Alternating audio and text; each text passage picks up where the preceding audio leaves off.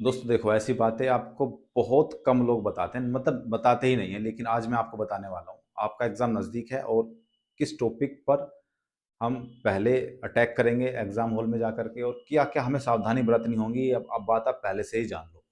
देखो, सबसे पहले जब हम जाते हैं, तो जाने के बाद में हम बहुत होपलेस हो जाते हैं। मैं जानता हूँ यूपीएसआई के लिए आपने बहुत मेहनत की है, बेहद मेहनत की है, क्योंकि इस पर आपकी पूरी लाइफ़ टिकी हुई है, बिल्कुल जानता हूँ। और आपका फ्यूचर इस पर टिका हुआ है, आपने कितनी मेहनत की है, उसका रिज़ल्ट आप चाहते हैं कि मेरा नंबर मैक्सिमम से मैक्सिमम आए, तो उसके लिए हमें कुछ सावधानी बरतनी है, कुछ चीज़ें हमें याद रखनी है, ध्यान रखनी है, वो मैं बताने वाला हूँ, आप ध्यान से सुनिएगा सारी चीज़ें ए टू ज़ेड। देखो, हम जब होपलेस होते हैं ना एग्ज़ाम हॉल में जाकर के, सभी होते हैं, इसमें नो डाउट।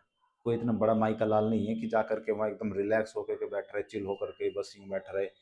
उसके दिमाग की जो बैठा है ना, तो उसके दिमाग के अंदर भी भूचाल मचा हुआ है कि कब पेपर आए, कब मैं करना शुरू करूँ। होपलेस हुआ रहता है, मैं बिल्कुल जानता हूँ। लेकिन हमें उसको कंट्रोल करना चाहिए।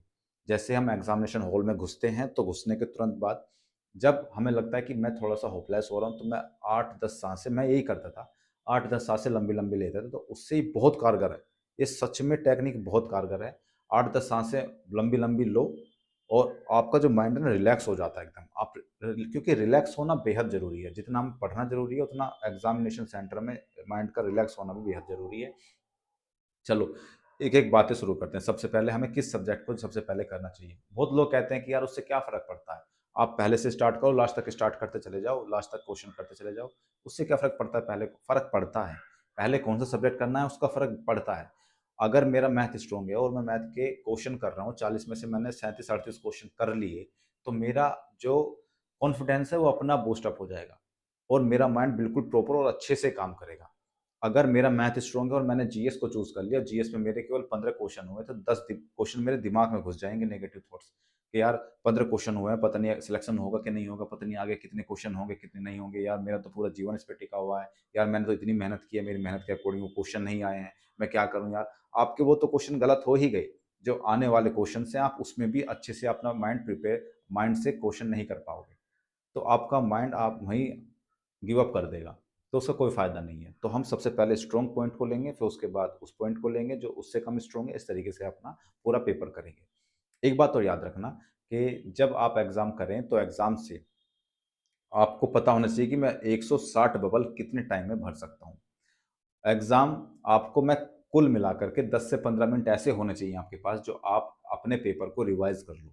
उसका फ़ायदा ये होता है कि मैं लिख के दे सकता हूँ ये बात कि जब आप अपना पूरा पेपर कर लोगे ना, तो उसके बाद अगर आप अपना पेपर को रिवाइज़ करोगे, जैसे जीएस को रिवाइज़ कर लिया, हिंदी को रिवाइज़ कर लिया, तो कई क्वेश्चन ऐसे होंगे जो आपको लगेगा कि यार ये मैंने तो गलत टिक कर दिया है, इसका आंसर तो ये वाला होना चाहिए था। क्योंकि उस टाइम पे प्रेशर बहुत होता है, जब हमारा पूरा पेपर हो जाता है तो प्रेशर खत्म हो जाता है। तब हम अच्छे से सोच भी सकते हैं। तो कई क्वेश्चन ऐसे निकलते हैं जो हम गलत टिक कर जाते हैं, हमें उसको सही टिक करना होता है। तो मैं वो आपको सजेस्ट करूँगा कि 10-15 मिनट अपने लिए ज़रूर बचा कर रखें, ताकि आपका रिवीज़न उस 10-15 मिनट में हो जाए। बबल बबल सबसे लास्ट में भरिएगा, लेकिन टाइम फिक्स रखिएगा कि इतने टाइम में मैं बबल भर सकता हूँ, ठीक है? क्योंकि बबल भरने के बाद में फिर आपके पास ऑप्शन नहीं रहेगा उसको चेंज करने का। दूसरी सबसे बड़ी बात, जब आपको कॉपी मिलती है, पेपर मिलता है, तो पेपर में सील लगी होती है, सील बीच में लगी होती है, बात नॉर्मल है, सबको पता होती है, लेकिन फिर भी मैं आपको याद दिला दूँ, आप उस सील को खोल नहीं सकते हैं, लेकिन आप उस जो पेपर है आपका, उसके पेपर को हटा कर के क्वेश्चन ज़रूर देख सकते हैं, उसके लिए कोई मना भी नहीं करेगा। तो जितने मैक्सिमम हो सकें, क्योंकि 5 से 7 मिनट पहले आपको पेपर मिल जाता है, तो 5-7 मिनट में आपके कई क्वेश्चन हो जाते हैं, करीब 8-10 क्वेश्चन तो हो ही जाता है, तो वहाँ पे आपका बेहद बिल्कुल समय बचेगा। तो वो क्वेश्चन करो, चाहे वो मैथ का निकाल लो, चाहे वो हिंदी का, चाहे जीएस का, जो भी आपको दिखे वो निकल के सामने आ जाए, उसको सोल्व कर लो, आपका समय बच जाएगा। तीसरी सबसे बड़ी बात क्या है, वही देखो किसी भी क्वेश्चन पर ज़्यादा समय मत दो। जैसे मैथ है, मैथ में हमने प्रॉफिट एंड लॉस बहुत अच्छे से कर रखा है। लेकिन अब प्रॉफिट एंड लॉस का क्वेश्चन ऐसा आ गया कि भई वो बहुत टफ आ गया, किसी से नहीं हो रहा। तो ईगो पे ले जाते हैं बच्चे कि नहीं, कैसे नहीं होगा, प्रॉफिट एंड लॉस का क्वेश्चन तो मैं ज़रूर करूँगा, इसके तो मैंने बहुत प्रैक्टिस की है, इसका क्वेश्चन नहीं करूँगा तो पूरी प्रैक्टिस बेकार चली जाएगी। नहीं यार, ईगो पे नहीं लेना है। अगर क्वेश्चन नहीं हो रहा है, आपको लग रहा है कि बहुत टफ है, बहुत टाइम लगेगा, तो उसको स्किप कर दो। उसपे गोला कर दो बहुत बड़ा-चौड़ा कि भई इसको हम फिर से रिवीजन में इसको क्लियर कर देंगे। तो जब हमारे पास समय बचेगा, उसको ज़्यादा समय मत दो। समय जिसमें कम लगता रहे उसको करते रहो।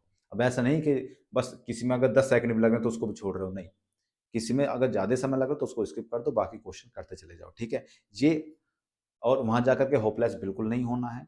ये आपको क्या बोलते हैं वो, एग्ज़ामिनेशन सेंटर के पहले बाहर बहुत बच्चे मिलेंगे आपको, यार मैंने तो ये कर लिया, मैंने तो वो कर लिया, मैंने तो इतनी तैयारी है, मेरी उतनी तैयारी, किसी की बात नहीं सुनना है।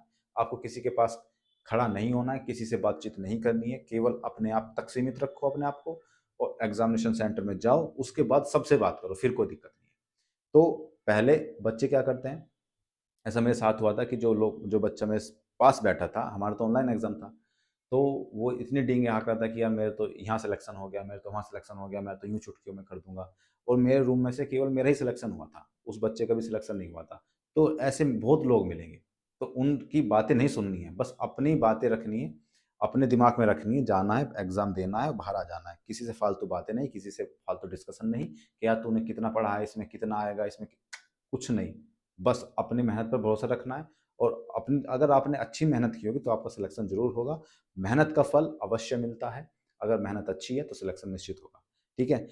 ये सारी चीज़ें थी जो आपको पता होनी चाहिए जब आप एग्ज़ामिनेशन सेंटर पे जाएँ, जब आपका एग्ज़ाम, क्योंकि बहुत कम समय है और ये बहुत कम लोग बताते हैं और ऐसा मुझे लगता है कि आपको पता होना चाहिए ये सारी चीज़ें। तो मिलते हैं अगले वीडियो में, तब तक के लिए जय हिंद। अगर कोई क्वेश्चन हो, किसी और टॉपिक पर वीडियो बनवाना चाहते हो तो कमेंट कर देना, उस पर वीडियो बना दूँगा। मिलते हैं अगले वीडियो में, तब तक के लिए जय हिंद।